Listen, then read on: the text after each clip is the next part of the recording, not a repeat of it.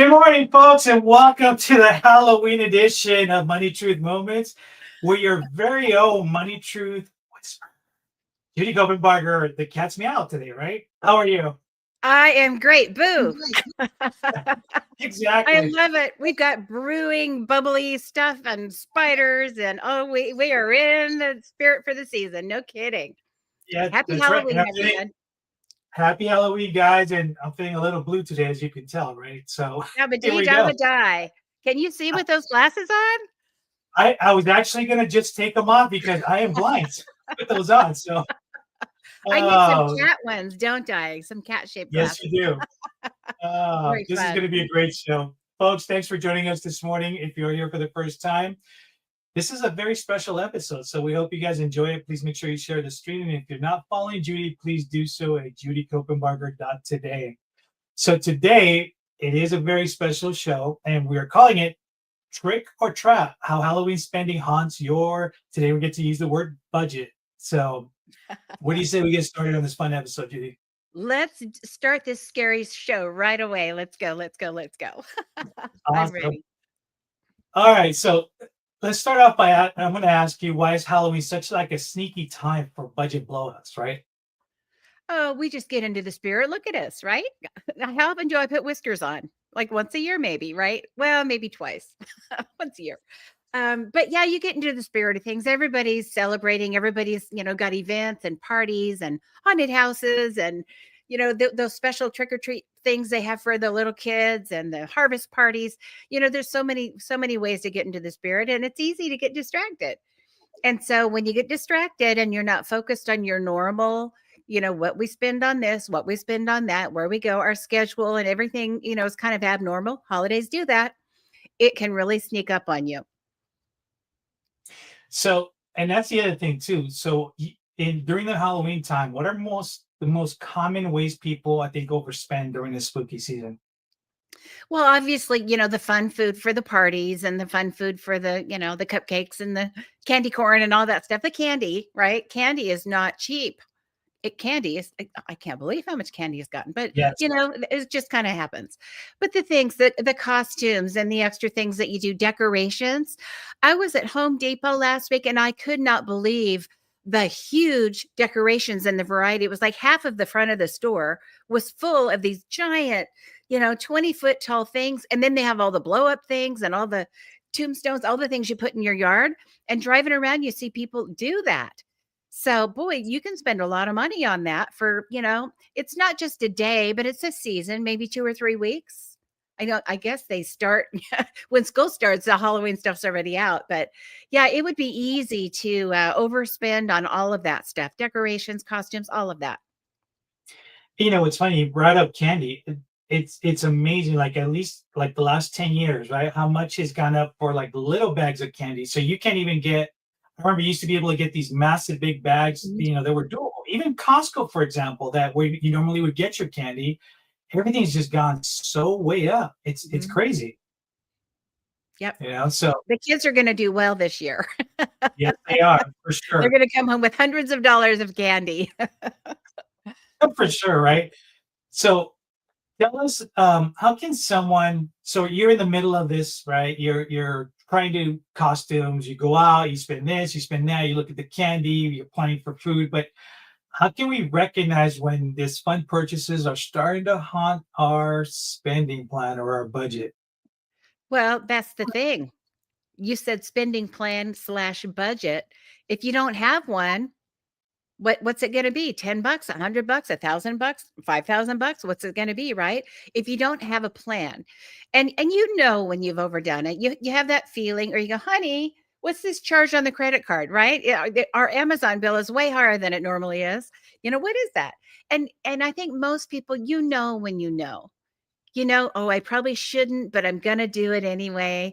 And if that happens 3 or 4 times within a couple of days or every day, you can follow your gut even if you don't have a very strict spending plan and know how much you're gonna spend on these special things, you kinda know. And if not, the evidence is there on the credit card when the bill comes. No, and that's true. Some of the things too, I believe, it's harder too as a parent when you have little kids, right? So between the school events and trying to bring cupcakes for the class and all of this and all of that, but um, why do we feel that pressure to go big on costumes? Go big on candy, decorations, and all that. It's almost like we're trying to outdo each other. But what do you think it's that need to do that? I think that's it. I think that's it. Feeling in, as a kid, we want to fit in. It's funny how we try to be so different and distinguish ourselves by doing the same things everybody else is doing. And some adults have that too. You look to the left and you see what they got in their yard, and you look to the right and you see what they've got in their yard. And it's like, I don't want to be that house, that doesn't have any spirit. So I guess I better do something, or I better put up spider webs or lights or whatever it is. So there's always that peer pressure. I think you have to choose when the peer pressure matters, if ever, right? And we didn't have Yeah, a lot of that with our kids. They would be like, "Well, that's silly." What the other kids are doing, that's silly. And it's like, yeah, that is kind of silly. Because why are you doing it? It's not for you or for your family. It's for, the appearance.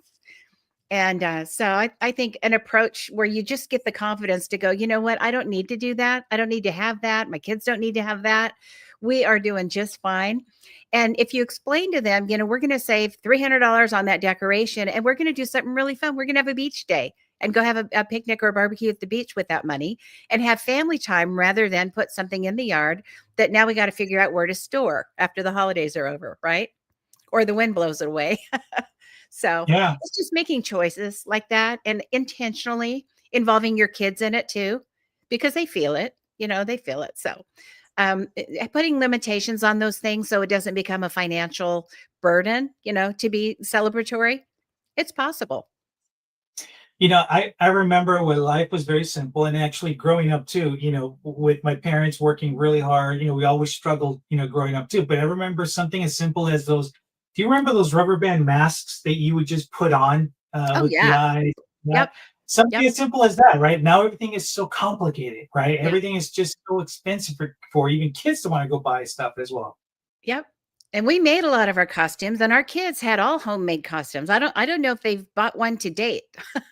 We always made them. And you can go to the thrift store, and even if you need fabric to make something, go to the thrift store and buy a tablecloth or buy some, some big large clothes, and sew, the small ones or whatever it is. So many things you can do without spending a lot of money or spending any money. Most of us have stuff lying around in the garage or in the extra dresser, where we could come up with something creative and fun and involve the kids with that too. It's good for them to learn how to make something out of nothing. And I think there's a Mhm. lot more zeal that comes out of that, a lot more zest that comes out of that. You just like, I did that. I didn't just go to the store and buy it. I did that. Yeah, So why not? Why not? it's true. Folks, thank you for joining us on this special Halloween episode of Money Truth Moments with our expert, Judy Copenbarger. In today's episode, we're talking about trick or trap and how the Halloween spending haunts your budget. So make sure you watch the beginning of the show and please share out the stream. Love for folks to also have a good time watching today's episode as well. So let's talk about we're talking about traps, right? So what are the biggest financial traps people fall around holidays, like for example for Halloween? And you talked a little bit about that. Financial trap, not setting expectations, not having a plan. I'm a planner. I love plans. So just having a plan. Hey, we know there's going to be all kinds of opportunities for decorations and parties and candy and all that stuff. What is our plan financially for the season coming up? And if you did that at the beginning of the year, best. But if not, maybe about the time school starts, August or so. Okay, what's our plan for October? We're going to need an extra how many $100 to do what? Or it's not going to be available. So what are we going to do instead to plan ahead and still have a wonderful, creative, great time? So setting expectations, having a plan, that's how you do it. And that's how that's how you measure how well did we do. And if you don't feel like you did well, you end up with that credit card bill. It's like, shoot, now we're going into the big holidays and we already got a All right. credit card, bill to pay. Then you just do more, better, different next year. It's not that scary. See Or what I did spooky, there? right? So, you know, let's talk because in families, obviously, there's all kinds of age groups. You have the little ones, you have somewhere in the middle there, and you have the adults as well. But how do we all come together as a family and create these spending limits, right? That everyone can agree on, because it's not always easy, you know. Well, I think you need to have honest, candid conversations with your kids. We are not made from money. We don't have manna from fall from heaven every Saturday night. We don't have money just show up. Mom and dad have to go do something. We have to trade our time. We have to sell something. We have to do whatever we do to get money to bring into the household. It's not an endless supply. Now, if you're in a family where it is endless, God bless you. We should probably talk about managing that. But most of us don't have that. We have a certain living standard that we need to abide by for it to be sustainable and even preparing for the future, right? So I think involving our kids in those, it's not limiting conversations, it's structuring conversations. Here's what we're going to structure for this holiday. Here's what we're going to have for back to school clothes. Here's what we're going to have for, our vacation next summer, the summer camps and things like that. We're going to plan for that together. What are our priorities? What are your priorities, Johnny and Susie, right? Here are our priorities. Here's what we have to work with. Let's manage that. Let's structure that together and involve them in that. That will give them such great foundation and great skills for when they get bigger and they have a budget they need to work with. I stutter on the word budget, a spending plan, right? So they're going to have to manage that one day. Why not give them skills where they know they're saving every time money comes in? They're saving some for now, some for soon, and some for later. And there's a limit to that. And how do we want to adjust that for sustainability? They can learn a lot from us if we involve them.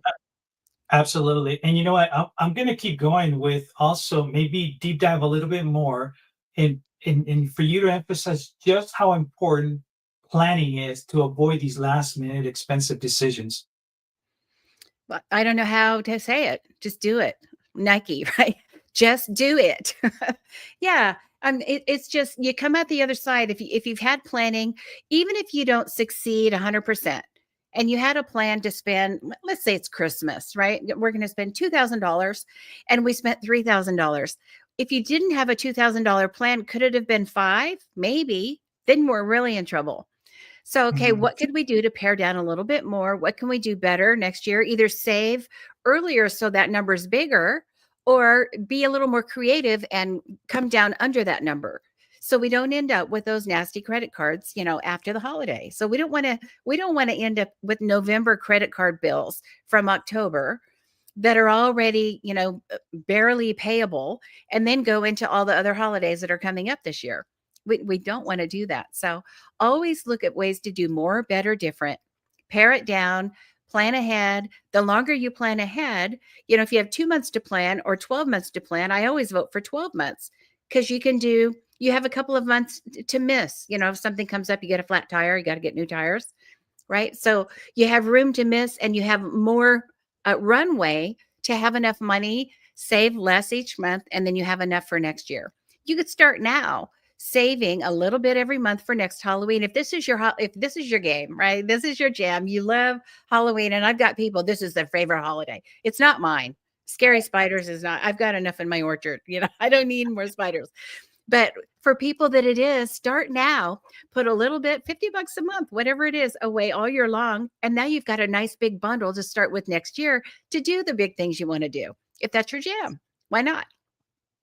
Yeah, and I would say that's also very helpful for a lot of folks that don't really think about it, right? All of a sudden, you start getting into this debt, and I would say, like, Mhm. what encouragement would you give someone that feels guilty about just overspending, right, during the holidays? Let's start with Halloween. We have Yep. some more coming up too.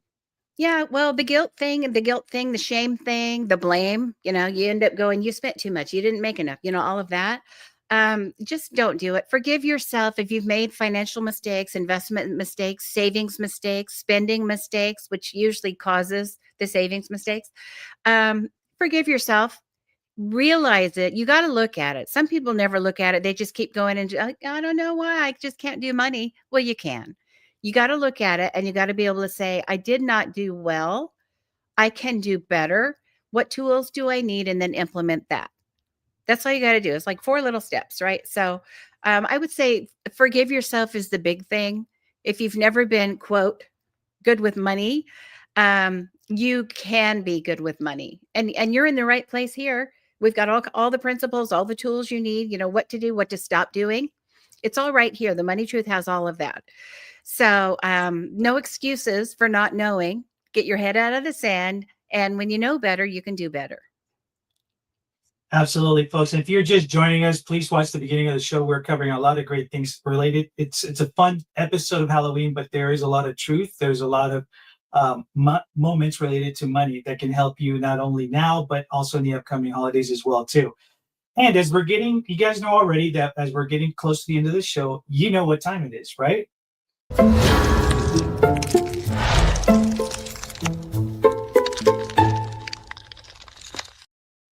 It's our Halloween trip challenge. Oh, the sound effects. The sound effects are so crunchy. Oh my goodness. Yes, I have a challenge for you. We've got a few days left. We're getting down to it. But I would say if you haven't gone out and bought the candy and the decorations and you're about to do that, think of what you can do to be more creative and less spendy, less spendthrifty. And I would just write down what are 5 things that I can do to not spend money and avoid ending up with that credit card bill that I'd rather not have. And what are 5 things that I can do, I don't know, to make this season extra special that don't cost money. What are those things that I could do? Is there a decoration that I can make, a decoration that I can pull out? Is there an event we can do? Do we want to get, how Christmas you go look at the lights, you drive around and look at all the lights. Do we want to go find that neighborhood and look at their decorations instead of putting up our own? And then they can figure out how to spend for it, how to pay for it, and where to store it, right? 5 things. I mean, I think if you as a family come up with a list of 5 things that you can do to be creative about what you would have spent, maybe make some treats instead of buy some treats. There's still a couple days. Get the kids in the kitchen and do something fun like that. And I'll tell you, online there are so many cool recipes of creepy stuff you can make in the kitchen. So do that. Have a wonderful Halloween, and don't overspend. Right? You don't have to do that to have a great time. All right, folks. I hope you guys enjoyed today's episode. We've had a lot of fun, that's for sure. So but the reality is, you've heard the challenge. Please let us know if you have any questions. If you have other topics that you like Judy to address, please let us know as well, too. And any last parting words, Judy? Oh, have a scary, spooky, wonderful time with your family. All right, folks. We will see you guys next week. Remember, we're here Tuesday mornings at 8 a.m. with the replay on Thursdays at 8 p.m. Until next time, be safe out there.